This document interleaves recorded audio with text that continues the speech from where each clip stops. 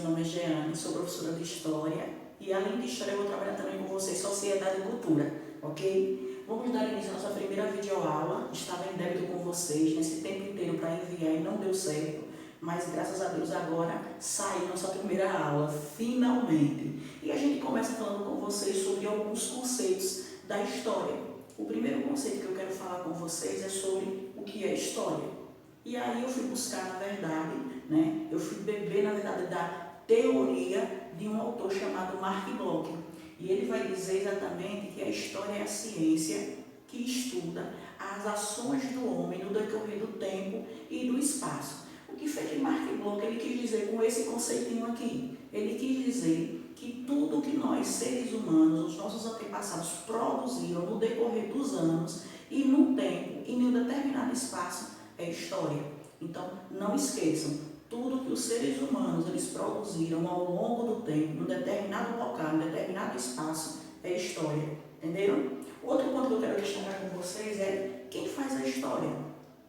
Às vezes nós imaginamos que só quem faz história é um governador, é um presidente, é um grande jogador de futebol, de repente só quem faz história é um grande artista de Hollywood, do cinema. Mas a gente imagina que quem faz história é esse pessoal todo aí que eu citei. Mas na verdade, quem é que faz história?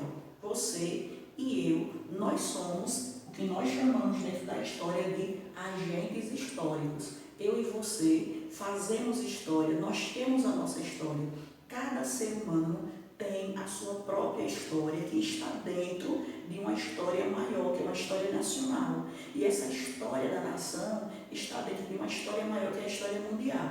Ou seja, todos os seres humanos fazem parte de uma história maior, de uma história global, mas que nós, seres humanos, cada um de nós temos a nossa própria história, certo? E o que é que nós podemos fazer para entender a história? Como é que eu posso, professora, compreender a história que aconteceu há 100 anos atrás? A partir de quê? O que é que eu posso utilizar para entender esse passado? A gente vai se utilizar do que nós chamamos de fontes históricas, ou seja, tudo aquilo que o ser humano produziu no decorrer da sua história são as fontes históricas. E essas fontes, elas podem ser de dois tipos. Quais, professoras? Professora, Materiais e imateriais. As fontes históricas materiais, elas são produzidas a partir de um determinado material. Pode ser uma roupa, um tecido, pode ser, por exemplo, um mobiliário, pode ser, por exemplo, uma pintura, pode ser um documento. Esse documento pode ser uma carta, pode ser um registro, pode ser uma carteira de identidade, pode ser um diário, pode ser um livro, pode ser um jornal. Então, observem que dentro das fontes históricas materiais, nós temos um universo de fontes escritas e não escritas. Também nós temos as fontes históricas imateriais. Essas, elas são detectadas através de quê? Através das tradições. Através de quê? Através dos costumes, através de valores, através do folclore de um povo, de um determinado local. Então, por exemplo, a dança. Deixa eu dar um exemplo bem tranquilo para vocês. Quadrilha, muito comum aqui em Itabaiana. Nós temos a quadrilha. Então, a dança, a quadrilha em si, ela é uma fonte histórica imaterial. Dança é uma fonte histórica imaterial. Mas se eu perguntasse para vocês, a roupa, a indumentária que o pessoal que dança quadrilha usa, é uma fonte imaterial? Não, é uma fonte material. Então, a roupa que o pessoal da quadrilha usa é uma fonte histórica material. Mas, exatamente, a dança, a música, faz parte exatamente da cultura imaterial, certo? Outro ponto que eu quero destacar, ou outro conceito, é com relação à memória. Estudar história, a gente precisa também compreender a memória. E a memória, ela pode ser de dois tipos.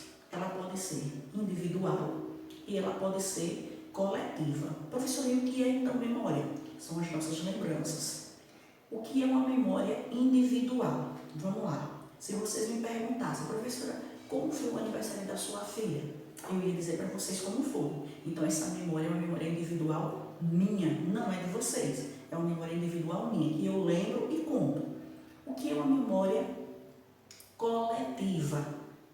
Infelizmente, eu citaria o início da pandemia. Se eu perguntasse para vocês, pessoal, quem lembra do momento em que teve início aqui no Brasil a parada das aulas por causa da pandemia? Todos vocês iriam, talvez não lembrassem, mas iriam perguntar, iriam procurar saber, e ia ficar sabendo que as pessoas lembram que foi o dia 18 de março de 2000. Então, essa memória do momento exato que as aulas foram interrompidas devido à pandemia é uma memória coletiva, ou seja, várias pessoas em vários locais diferentes de Itabaiana, em vários locais do Brasil, têm essa mesma data como uma data na qual houve a parada, certo? Ou o momento em que as aulas foram suspensas devido à pandemia. Isso seria uma memória coletiva, todas as pessoas lembram na mesma data.